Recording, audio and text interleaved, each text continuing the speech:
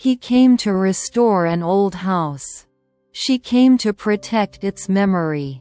Through cracked walls, creaking stairs, and a clock that stopped long ago, they learn more about each other than questions could ever reveal. This is not a story about rushing. It's about love that grows slowly. About a house that remembers. And two people who learned how to stay. Because a real we is born where there is warmth and quiet. Love Stories Max. Welcome to my channel. Enjoy watching, friends. The house that taught us how to stay. The house stood on the hill like it had taken one small step back from the world on purpose. Not hiding, just watching. Its windows were uneven. One looked straight ahead, bold and curious. Another tilted slightly downward, shy. The third always caught the sunset, no matter the season. The paint peeled in thin, tired layers, but underneath it wasn't decay, it was warmth.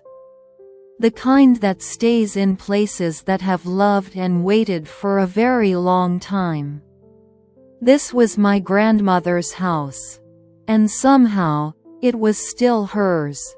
I was in the garden when I first saw him. I remember that because I was holding her old mug, the one with the chipped handle.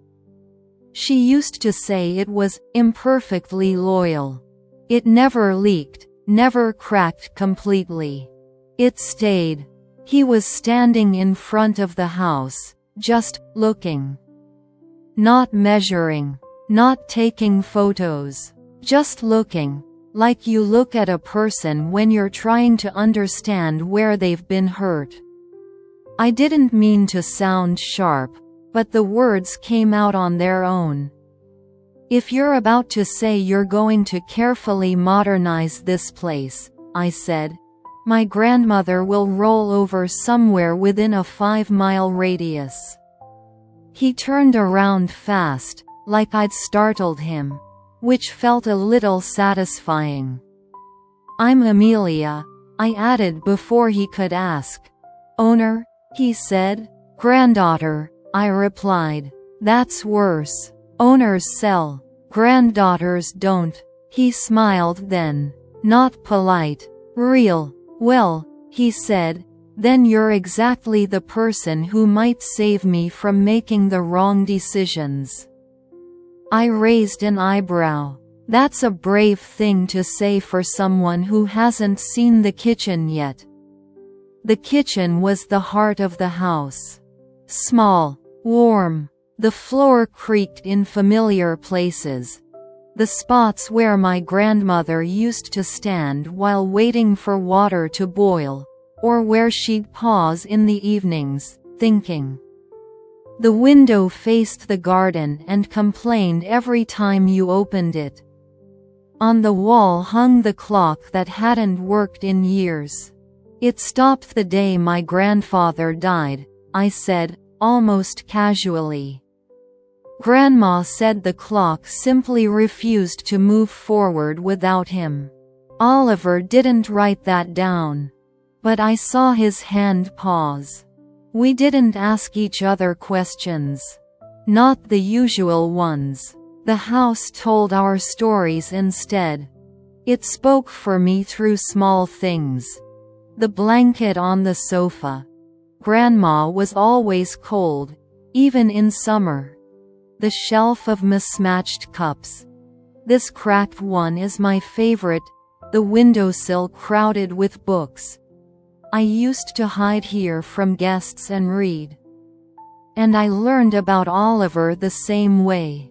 By how he touched the walls, gently, like greeting an old friend. By how he listened to the stairs before stepping on them. By how he smiled when he found faded flowers beneath the wallpaper. You don't want to make it perfect, I said to him one afternoon. No, he answered. I want it to stay itself. Just hurt less. We laughed a lot. When Oliver got stuck on the stairs with a measuring tape. When I accidentally locked him in the storage room. When the neighbor's cat decided the house belonged to him and ignored both of us completely. One evening, it rained.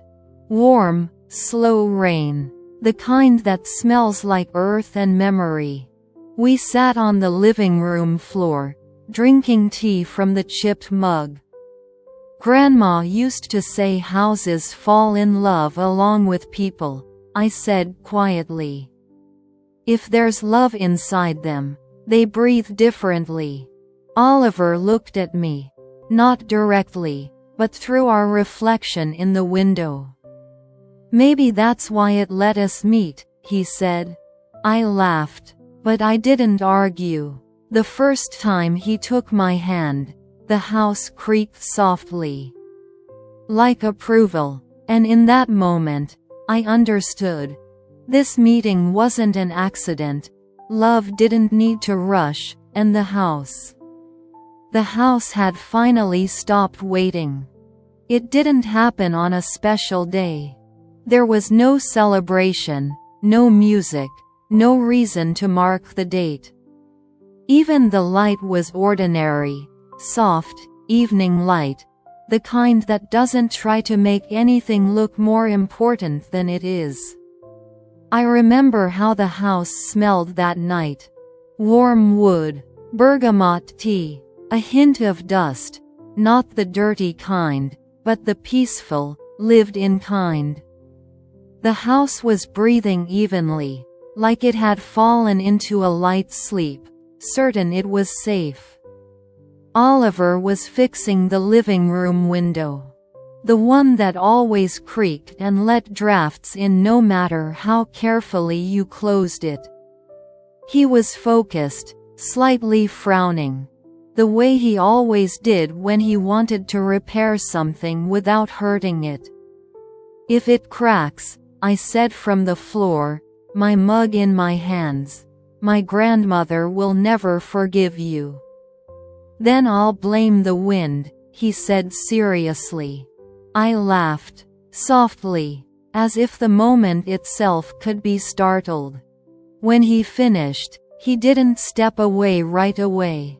He just stood there. I felt it before I looked at him. His presence was warm, not intrusive. Like a blanket placed gently over your shoulders without asking. It's warmer in here, he said. Like the house stopped being afraid. I nodded. It's been waiting for that. We looked out the window together. Outside, the garden slowly dissolved into shadow. In the glass, we were reflected, slightly blurred, like we weren't fully real yet. Oliver reached for my hand. Not suddenly, carefully, as if giving me time to change my mind. His fingers were warm, a little rough from work. I laced mine through his, and in that moment I realized I was calm. Completely. He didn't lean in right away. First, he just breathed beside me. I could feel it, barely there, against my cheek. My heart was steady, not racing. As if it already knew. This was right. When his lips touched mine, it was so quiet that even the house didn't creak. The kiss was short, gentle, without expectations. Like a question, not an answer. I smiled first. You know, I whispered, my grandmother used to say that if a kiss doesn't scare you, but makes you feel calm, it's forever. Oliver rested his forehead against mine. Then I'm glad we didn't rush. Somewhere deep inside the house, a floorboard clicked softly. As if the house smiled. Oliver finished restoring the house quietly. No celebration. No proud announcement. One morning, He rolled up his drawings, stood in the living room for a long time, and ran his hand along the wall, like saying goodbye. I noticed. "That's it?" I asked, even though I already knew. "Almost," he said. "There are still small things." The small things appeared every day. A shelf that could be moved a few centimeters. A stair that might creak a little differently than it should. A door that technically closed too fast. I didn't ask. He didn't explain. But I saw how he lingered longer than necessary. How he drank his tea more slowly. How every morning he opened the windows as if memorizing the air. One evening, I realized, if I didn't do something now, he would invent 100 more reasons to stay, and not a single one to be honest with himself. "Stay for dinner," I said. Simply, no ceremony, but my voice trembled a little. He looked at me as if I had invited him not to a meal, but into my life. "I'd love to," he said softly. I cooked slowly. Not because I didn't know how, but because I wanted time to stretch. I found candles in my grandmother's drawer. The tablecloth was the same old one, slightly yellowed, but warm. Oliver brought wine and set it on the table carefully, like he was afraid to break something fragile between us. But I saw how he lingered longer than necessary. How he drank his tea more slowly. How every morning he opened the windows as if memorizing the air. One evening, I realized, if I didn't do something now, he would invent 100 more reasons to stay, and not a single one to be honest with himself. "Stay for dinner," I said. Simply, no ceremony. But my voice trembled a little. He looked at me as if I had invited him not to a meal, but into my life. "I'd love to," he said softly. I cooked slowly. Not because I didn't know how, but because I wanted time to stretch. I found candles in my grandmother's drawer. The tablecloth was the same old one, slightly yellowed, but warm. Oliver brought wine and set it on the table carefully, like he was afraid to break something fragile between us. We talked about small things. His first project, my favorite smell of the house. How strangely quiet evenings become when you're with someone you don't need to prove anything to. After dinner, we didn't rush to stand up. We just sat there. His hand rested near mine, not touching, but close enough for me to feel it. "I don't want to leave," he finally said, not looking at me. "I know," I replied. Then he looked at me. "Truly. But I don't want to be the man who just stayed. Then be the one who was invited," I said. He smiled, slowly, relieved. That night, we didn't talk about the future. We talked about the morning. About coffee. About who would open the windows. And somewhere between those words, something was born. Not you, and not me. We. The house exhaled softly, as if it had accepted that word forever. A year has passed since the word, "we," appeared in this house. At first, it didn't settle right away. It walked carefully through the rooms, touched the walls, listened to the floors. Now, it lives here. The house has changed. Not the way places change after renovation, but the way people change when they are loved. It became quieter, but warmer. The windows no longer complain about drafts. The stairs creak softly, like a greeting. We wake up early, not because we have to, but because the light here is different. It falls gently on the walls, slides across the floor, touches our faces. Oliver always opens the windows first. He says a house needs to breathe before anything else does. I make coffee. He passes by and rests his hand on my back without a word. That touch feels like a signature under every day.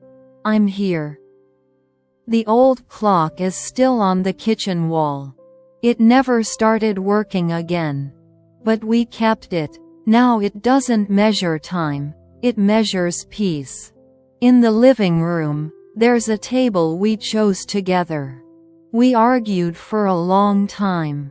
He wanted clean lines. I wanted warmth. We got both. Like us. Sometimes we sit there in the evenings, drinking tea from the same chipped mug. I catch myself realizing I'm not afraid of silence anymore. It has become ours. The rings came unexpectedly, without drama, without grand words. One day, in the garden where everything began, he took my hand and slid a thin ring onto my finger, warm from his skin. "I don't promise perfection," he said. "But I promise to stay." I didn't answer right away. I just breathed. Then I placed his ring on his hand. "That's enough," I said. Now, sometimes our rings touch by accident. And every time, we smile. As if reminding each other, this is real. The house knows us. It knows our mornings, our small arguments, our quiet evenings. It has heard our laughter and our fears, and never once pushed us away. One evening, I said to Oliver, "You saved this house." He shook his head. "No, it gave me a place where I learned how to stay." I looked around, at the walls, at the light, at us, and I understood. Love isn't an event. It's a space, and if there is peace inside it, then it's real. 1 year later, I know this for sure. I am home. And this is ours. The house aged with us. It didn't fall apart, it aged. Gracefully, with memory in its walls and a silence that no longer frightens. The windows open more slowly now.